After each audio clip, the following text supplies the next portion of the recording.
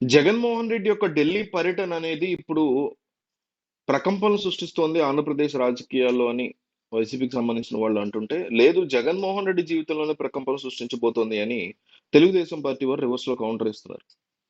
నిజానికి లోక్సభలో deputy speaker గా ఇండి కూటమికి సంబంధించిన వాళ్ళు ఉండాలా, ఎన్డీఏ కూటమికి సంబంధించిన వాళ్ళు ఉండాలా, స్పీకరు డిప్యూటీ స్పీకర్లో ఒకళ్ళు ఉండాలా అనేటువంటి డిస్కషన్ వచ్చినప్పుడు డిప్యూటీ స్పీకర్ కోసం ఓటింగ్ జరిగితే ఏమాత్రం సిగ్గు లేకుండా ఎన్డీఏకి ఓటు వేసినటువంటి వైసీపీ ఈరోజు ఢిల్లీలో మళ్ళీ ఇండి కూటమి నేతలతో అంటకాగేటువంటి పరిస్థితి. అంటే చూడండి, రాజకీయాల్లో కేవలం జగన్ పార్టీ అనే కాదు, చంద్రబాబు పార్టీ అయినా, మోడీ అయినా, రాహుల్ గాంధీ, వీళ్ళందరూ కూడా ఒక్కొక్క రోజు ఒక్కొక్క మాటలు మాట్లాడడం, అల్టిమేట్ గా ప్రజలకి ఏదో మేలు చేస్తున్నటువంటి బిల్డప్ ఇవ్వడం తప్ప వీళ్ళ స్వార్థం కోసం వీళ్ళు బతుకుతూ ఉంటారు. ఢిల్లీలో కొద్ది రోజుల క్రితమే పార్లమెంట్ లో డిప్యూటీ స్పీకర్ కోసం జరిగినటువంటి ఓటింగ్ లో నేరుగా ఎన్డీఏ కూటమికి మద్దతు ప్రకటించి మళ్ళీ సిగ్గు లేకుండా ఇండి కూటమి యొక్క మద్దతును మొన్న ఈ ధర్నాలో తీసుకున్నారు. సరే, మళ్ళీ రాజ్యసభలో ఇప్పుడు డిప్యూటీ స్పీకర్ ఓటింగ్ జరిగితే దాంట్లో ఇండి కూటమికి మద్దతు ఇస్తామని ప్రకటిస్తున్నారు. మరి ఈ స్టాండ్ మీద నిలబడతారా లేదా? గతంలో కాంగ్రెస్ పార్టీ మమ్మల్ని సర్వనాశనం చేసిందన్నారు. ఇప్పుడు అదే కాంగ్రెస్ పార్టీ ఆ అధ్యక్షతన ఉన్న ఇండి కూటమికి సపోర్ట్ చేస్తున్నారు. రకరకాలు. చంద్రబాబు ఒక రకం డిజాస్టర్ పనులు చేస్తే నీచమైనటువంటి పనులు, ఈయన ఇంకో రకం నీచమైన పనులు, ఒక్కొక్కళ్ళు ఒక్కొక్కటి. ఆయన గతంలో ఎన్డీఏతో అంటకాగి ఎన్డీఏతో ఉండి 2018లో బయటకు వచ్చి మళ్ళీ బండబూతులు పెట్టి మళ్ళీ ఇప్పుడు వాళ్ళతో అధికారంలో వెళ్ళి ఎలక్షన్కి వెళ్ళి అధికారంలోకి వచ్చారు. అంటే వీళ్ళ మెంటాలిటీస్ అంత నీచంగా ఉంటాయి.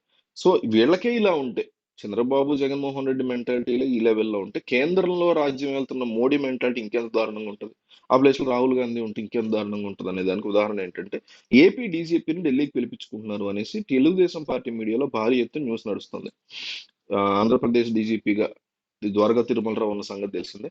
ఆయన్ని ఢిల్లీ పిలిపించుకున్నారని ఏకంగా జగన్మోహన్ రెడ్డి యొక్క ఫైల్ తో అర్జెంట్ గా రావాలి ఢిల్లీ అంటూ కోరారని. ఎందుకంటే జగన్మోహన్ రెడ్డి అంటే తెలుగుదేశం పార్టీ వాళ్ళకి తక్కువే చులకనేమో గానీ, నేషనల్ వైడ్ చూసుకుంటే గతంలో దేశంలోనే మూడో అతిపెద్ద పార్టీలు ఎంపీలు ఉన్న పార్టీగా ఉన్న వ్యక్తి, ఎక్స్ సీఎం, 40% ఓటు బ్యాంక్ ఉంది, 8 మంది రాజ్యసభ ఎంపీలు, 4 లోక్సభ ఎంపీల చేతిలో ఉన్నటువంటి వ్యక్తి. సో అట్లాంటి వ్యక్తులు ఇండియా కూటమితో కలుస్తున్నారనేటువంటి హింట్లు బహిరంగంగా ఒక మీటింగ్, అది కూడా ఢిల్లీలోని జంతర్ మంతర్లో పెట్టి ఇచ్చాడంటే ఖచ్చితంగా ఎన్డీఏ పెద్దలు మక్కువైనా చేసుకుని దగ్గరికైనా తీసుకుంటారు, లేదా అరవింద్ కేజ్రీవాల్ కక్ష అనేది తెచ్చుకుంటారు. ఇంతే కదా, కేంద్రంలో ఉండేటువంటి వాళ్ళు కాంగ్రెస్ అయినా, రాహుల్ గాంధీ అయినా, మోడీ అయినా, బీజేపీ అయినా మీరు చూస్తే గత 30 ఏళ్లుగా వాళ్ళు చేయగలిగింది నేషనల్ గా ఉండేటువంటి జేబు సంస్థలన్నింటినీ, అంటే నేషనల్ గా ఉండే సంస్థలన్నీ తమ జేబు సంస్థలుగా మార్చుకొని కక్షలు తీర్చుకోవడం, కార్పణ్యాలు తీర్చుకోవడం తప్ప ఇంకేమీ చేయట్లేదు నా ఉద్దేశం. సో ఇప్పుడు జగన్ మీద కక్ష సాధన చర్యల్లో భాగంగా డీజీపీని పిలిపించుకున్నటువంటి మాటలు అయితే వినిపిస్తున్నాయి. జగన్ మీద ప్రత్యేకంగా కొత్త కేసులు పెట్టేటువంటి అవకాశం అయితే లేదు. మిగతా వాళ్ళ మీద కూడా లేకపోయినా జగన్ మీద అయితే అసలు కనీసం ఆలోచించాల్సిన అవసరం కూడా లేదు. చిన్న ఒక స్విచ్ నొక్కితే సరిపోద్ది. ఇప్పుడు చంద్రబాబు లాంటి వాళ్ళను, రేవంత్ లాంటి వాళ్ళను, కేసీఆర్ లాంటి వాళ్ళని అయితే కాస్త పెద్ద ప్రాసెస్ నెమ్మదిగా. కానీ సిబిఐ ఆల్రెడీ అట్లా కత్తి వేలాడుతుంది సిబిఐ దగ్గర. ఒక స్విచ్ అట్లా నొక్కితే మొత్తం వ్యవహారం కూడా జగన్ జైల్లోకి వెళ్ళే పరిస్థితి ఉంటుంది. సో మరి బీజేపీ అంత సీరియస్ నిర్ణయం తీసుకుంటుందా, అంత ధైర్యం చేస్తుందా? ఎందుకంటే ధైర్యం ఎందుకంటున్నానంటే, బీజేపీ చెప్పే కదా, చంద్రబాబు కంటే జగన్ కంటే దారుణమైనటువంటి కన్నింగ్ ఫెలోస్ ఎవరన్నా ఉంటే అది కేంద్రంలో ఉన్న వాళ్ళే. సో పక్క రాజ్యసభలో బలం లేనప్పుడు టీడీపీకి, వైసీపీకి ఉన్నప్పుడు మళ్ళీ ఇంత ఇంత పెద్ద సాహసం తీసుకుని జగన్ జైలుకి పంపేంత తెగువ చూపిస్తుందా? పైగా అట్లా జైలుకి వెళ్ళిన వాళ్ళందరూ సీఎంలు అవుతున్న టైంలో మరి అంత బిగ్గెస్ట్ రిస్క్ తీసుకుంటారా అనేది కూడా చూడాలి.